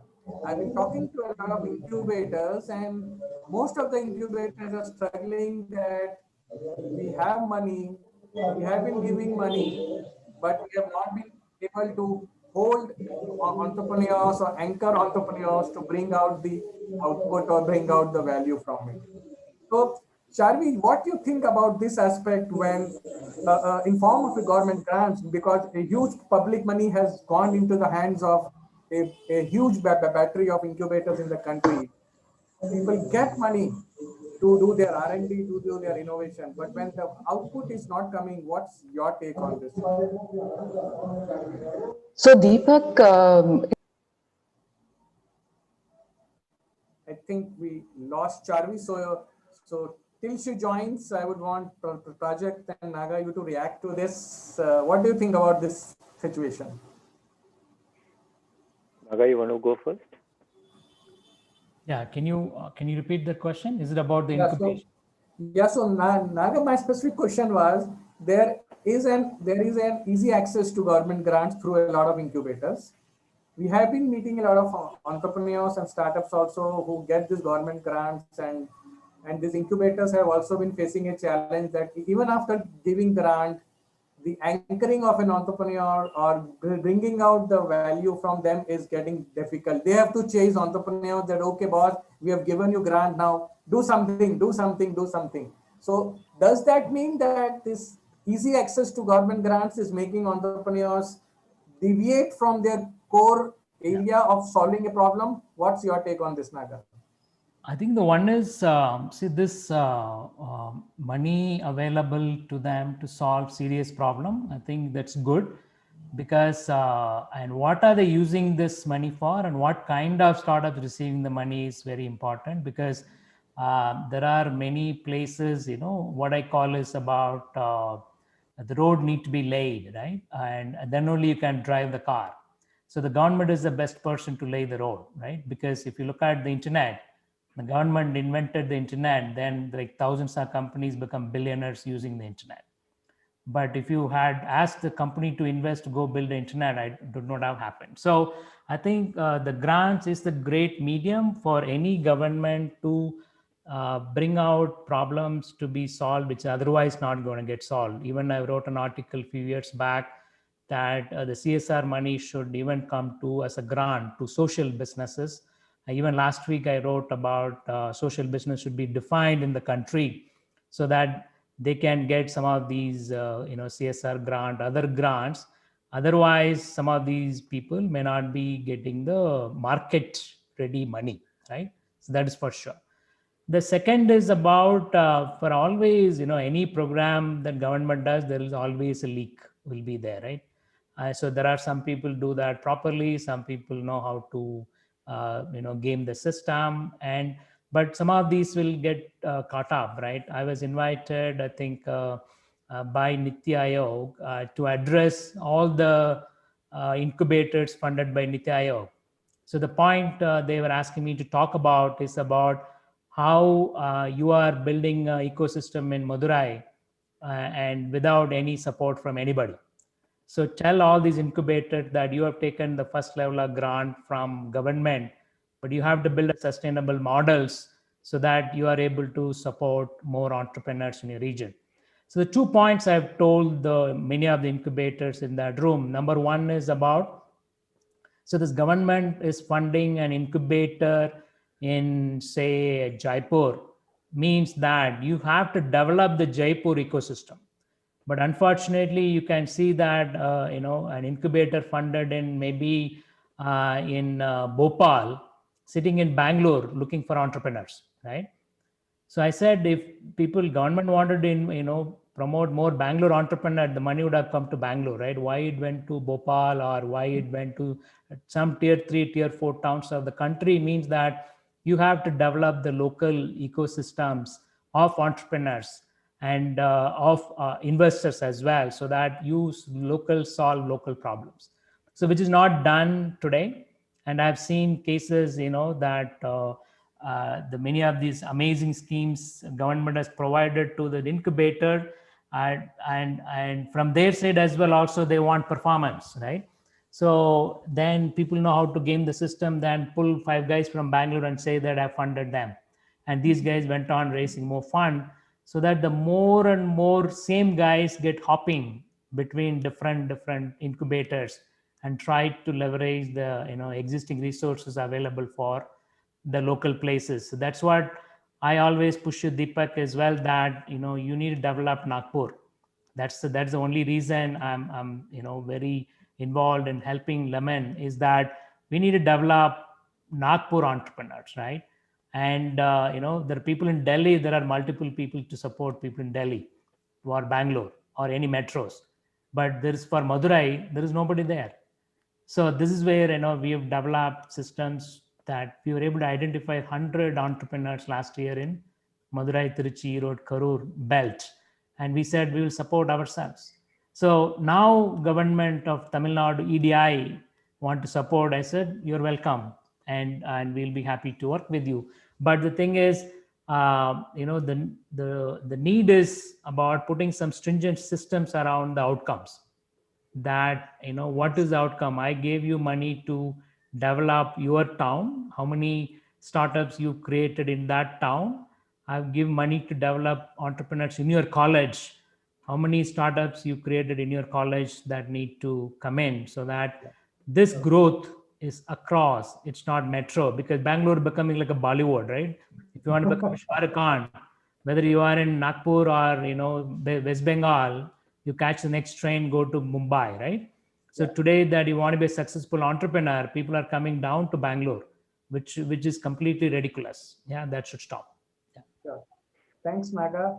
I think, yes, there is a need for stringent norms. There is a need for incubators to become entrepreneurial themselves, so that they understand that, okay, I think numbers are being filled up, the image is being created, a lot of things are happening, but as you rightly said, are these really getting converted into the local ecosystem? There are entrepreneurs in the local ecosystem getting benefited. So with this project, would you want to react to this? I think it is also important that we redefine the goalpost. I think, today a lot of government, especially state government programs, are designed with the objective of saying how many startups will get venture capital funding. And that's the benchmark for success that is defined. And therefore, even businesses that would traditionally be otherwise good businesses, but are not really venture capital businesses, try very different kinds of calisthenics for trying to do what would be relevant for VC capital and all of that. I think this thinking, one of the ways in which, and Deepak, maybe you can try in Nagpur, to break this thinking is to parallelly celebrate business versus startups. For example, today when you talk about incubators, you have startup incubators, and that's one module around it. Now, if you take, say, for example, 200 applications that come in, maybe 5 or 10 or 15 of those are typically in the what we understand as startup, technology enabled, innovation led, scalable, that can go to venture capital funding and stuff. But if you keep two streams, saying that I have a startup incubator and I have a business incubator, and people who apply for the business incubator need to be educated that their business can be a profitable business, it can be a small business, it can grow to a mid business, it can also grow to a bigger business, but the journey is going to be different than, say, for example, what can be fueled by venture capital. The moment you are able to create two different programs, people will recognize that this is different, this is different. And the way of there will be a lot of commoners. There will be a lot of group programs in which both these people could be together. But the foundational aspect of what to build as a foundation and what the mid step for VC fundable business would be very different from what would be saying that my first focus is to get to profitability in the first 3 to 6 months. It's a very different way of looking at a business rather than what you would build for saying that my first objective in the next first month is to raise 1 crore from an angel investor. Sure. Thanks, Project. And I think I'll again reiterate to everyone who is watching us that making a small profitable business is more important than making a term sheet or making a valuation game plan. So I'll again reiterate this to everybody who is watching us. In fact, Project, yes, one of the celebrations we do every year is National Entrepreneurs Day, because we don't have an entrepreneur day in this country. We have been doing this since last 5 years on 16th January every year. This was the day when startup policy was launched by our Honorable Prime Minister. We have written to PMOs and all ministries on this matter also, and we have been consistently celebrating it. And in fact, on this day, we recognize and appreciate 16 entrepreneurs, not startups. So it could be anyone who is doing a business, who is doing or trying to solve a problem on some specific aspect. We just pick them up, we appreciate them, and most of them may not have that traditional startup definition attached to it. So that's, I think, is something which I would want everyone should start celebrating entrepreneurship and innovation and not just the startup dimension of it. So this, I'll quickly move on to rapid fire now. I have some rapid fire. I just want you to pick up one or two out of this, and then we'll move on to the question answer. I already have a lot of questions coming from YouTube in my chat box here. So in rapid fire, I'll give you two options. You have to pick one which you think is more appropriate. An entrepreneur to get into a marriage of a problem that he wants to solve versus ability to impress an investor. Project, you have to pick up one out of this. Project, you are mute. Sorry, obviously the ability to solve a problem. Sure. Naga, what's your take? Yeah, obviously, I always tell that don't listen to me as an investor, right? You just go and look at what the problem and solution and the customer delight. That's all more important. If you have it, investor will knock your door. Sure. Thank you. Next question is small, sustainable, profitable business versus bigger, funded, loss-making business. Naga, in my view, yeah. I think both have their merits, but my personal preference, and nothing wrong in the other one. My personal preference is anything that is sustainable, because from there onwards you can build a foundation for growth.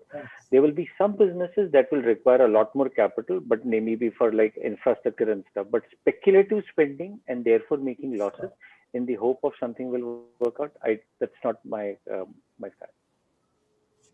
Naga, what's your pick out of this two? Yeah, I think one is I'll tell people that you define what success is, right? And if you regret that, okay, I'm not able to build a successful business, then what is the definition of success?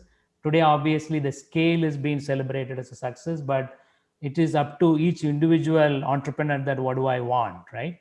And otherwise, if you compare yourself with someone, you're always going to be a failure, because there's always somebody who's better than you, right? And so this is where you need to look at that. What is the success criteria? And then start looking at it from entrepreneur perspective. Then the second, from the country perspective, that we need to start looking at the balanced growth across the levels. So unfortunately, we follow the US model, where you have if you look at, there is only two options, right? Between McDonald's and Burger King, between Pepsi and Coke. So that's the model of US, right? Everyone else is killed in the process. I always say that in the name of crazy valuations in the US, many of the US companies are killing innovations, right? They just buy out many of these startups with the crazy valuation. How many innovation that Google has in the last 25 years? All are bought, right? From your YouTube to everything else, except the probably mail somebody might have written it, right? Every innovation is bought. But I'm glad that Indian corporates are not that savvy enough. That's great news for entrepreneurs in India to go build enterprises. And if it is scale should be a byproduct. If it is happening, take it, but don't put it part of the system. But unfortunately, if you are looking at equity investment, if you don't scale, nobody will fund you. So understand what equity investing means, define what is success for yourself, and then start working on it. And what is number one factor in any business, whether you are small or big? Customers. If you have happy customers, that you could grow. As a country, we should probably look at the Germany model of more uniform growth across, rather than accumulating a few corporates. We saw that in 2008 crisis, that people have went to the US government, said, I'm too big to fail, right? These guys came in a charter plane and asking for a bailout from the government, saying that I'm too big to fail. If I fail, I will crash the country. This one company failed. It brought the whole world into its knees, which is a completely wrong model of development. Yeah. Thanks, Naga. And I think this human greed has no end, and I think that is one of the essential manifestations of everything we discussed. That okay, this human greed for everything will ultimately have a role to play.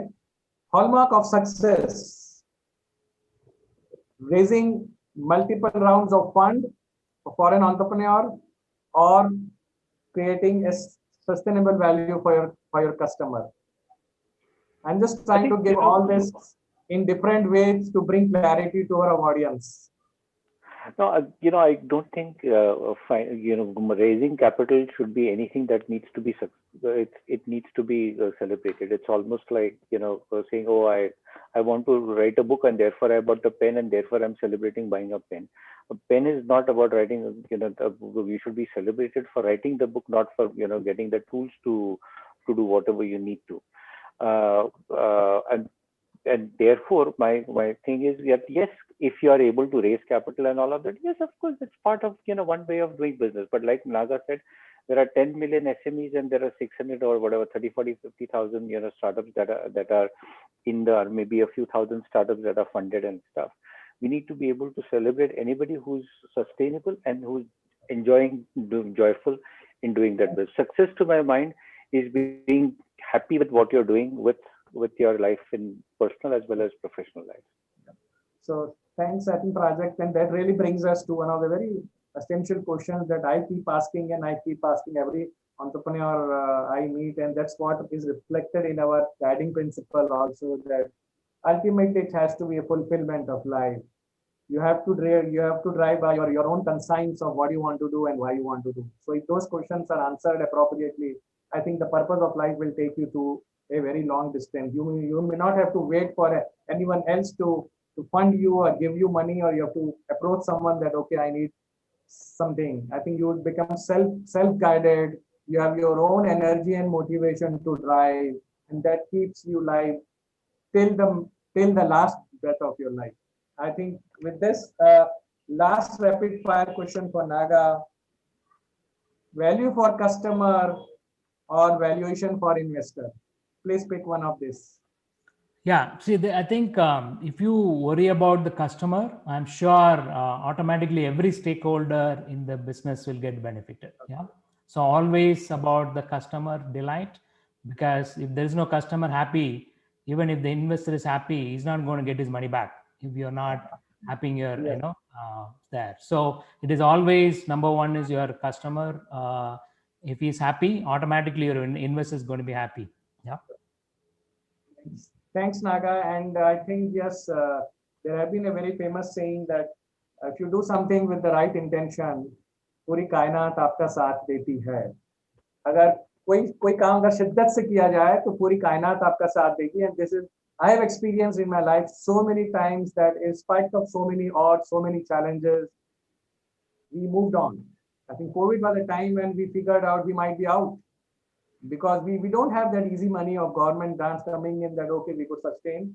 But finally we survived, we are growing, we are happy, we are enjoying every day as we make contributions. Yeah. So thank you. Deepak, I just want to add to Deepak, I just want to add to that point, and also the point that you made about healthcare being bottom 3, now it's top 3. One of the things that I alert upcoming entrepreneurs or aspiring entrepreneurs is don't jump into anything because there is an opportunity in the market for the time being. Get into business only if that business excites you and you're passionate about doing this, because no business is going to be a straight, sort of upward line. Even if the current opportunities, there are always going to be ups and downs in life. Yeah. If you don't have an interest and a deep interest in that, if you don't have passion for that, at the first signs of trouble, you will give up. Now, what that means is that you would have wasted a certain amount of time, whether it's 3 months or 3 years or 10 years into getting to that first obstacle. You will then have to start back again.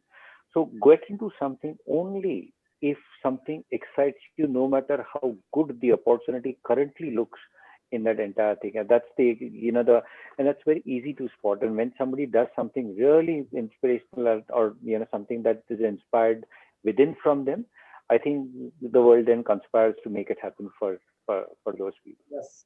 And And the world has been conspiring for us also to get Project and Nagas and everyone of the world to help us. So thank you so much for that also. So we'll quickly take some questions from the audience. There are many, but I would want you to be very quick when you respond to these questions. Deepak, I'll need to drop off in about 3-4 minutes time, please. Yeah, so we'll just take around 2-3 questions. Project, please spare some more time. There is a list of questions, but I'll just take 2-3 of them. So this question is for you, Project.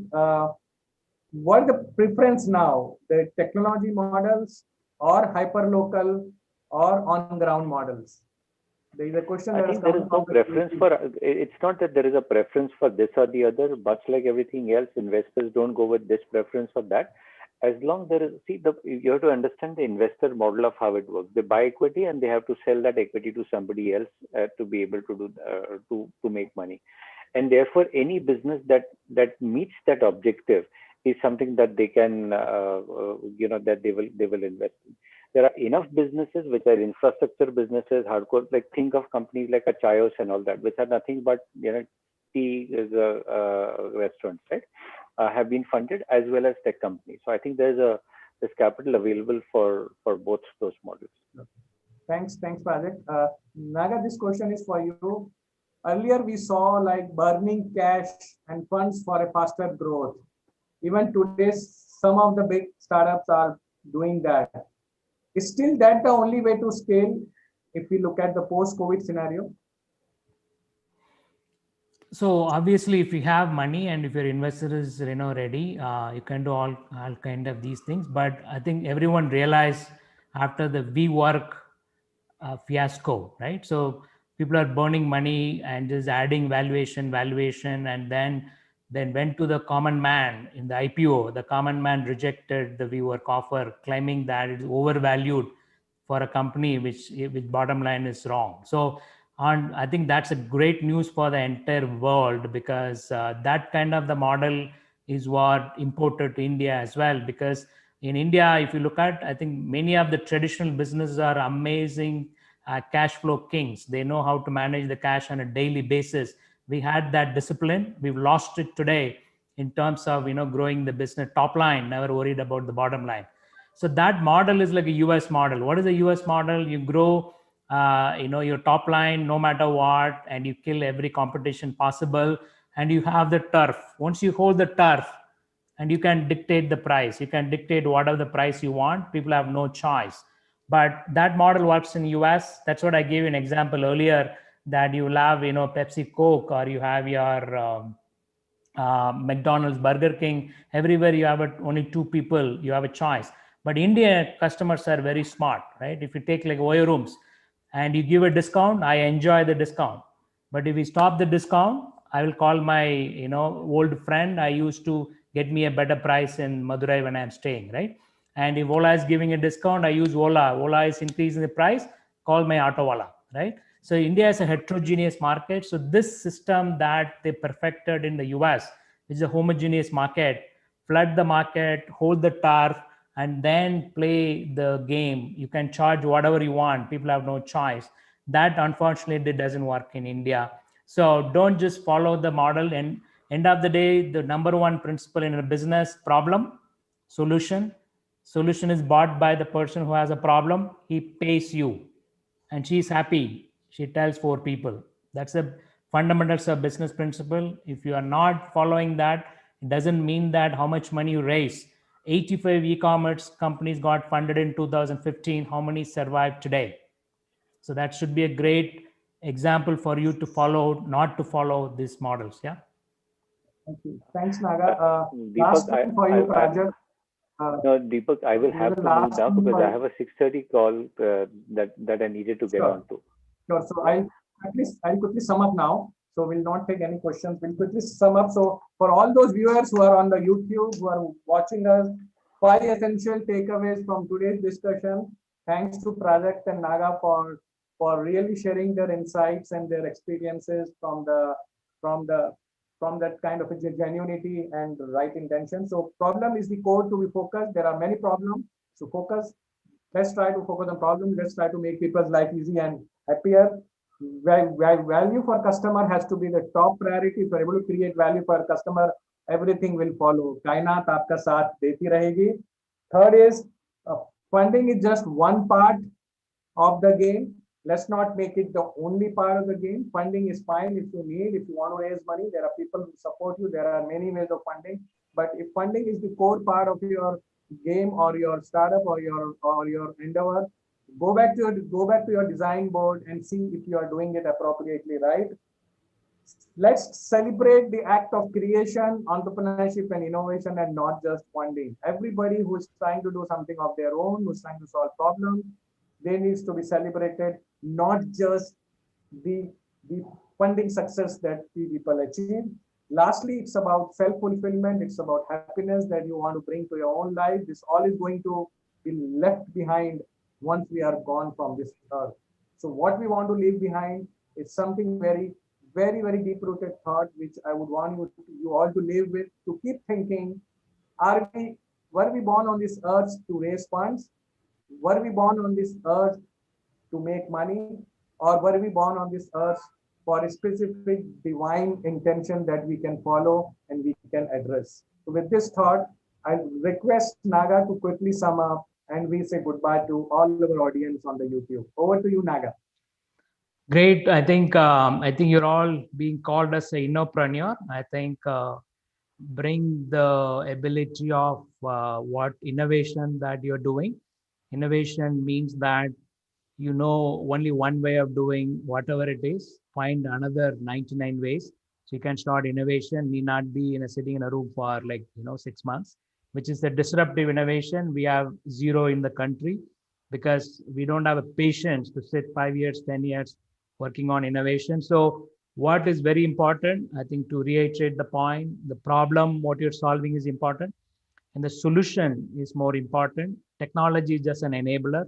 Don't first bring the technology and figure out where do I fit in my technology solution to which problem, which solution. Instead, start from the problem and solution. You find thousands of techies out there who can do whatever you want on technology.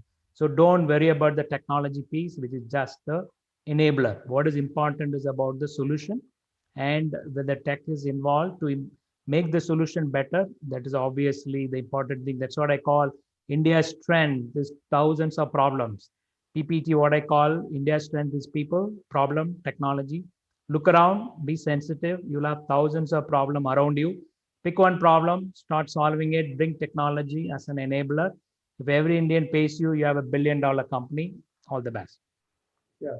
Thank you, Naga. And with this, I would want to wish all the best to everyone who is watching us. I know this panel discussion has been put across through around 100 channel partners of Innopreneurs across India, Maldives, Bhutan, Nepal, and many more countries. Thanks for watching us. All our best wishes. Keep doing your good work. Keep solving problems. Keep adding value to your customer. आप सबका शुभ हो, आप सबका मंगल हो. इस सबके साथ मैं आपसे विदा लेता हूँ.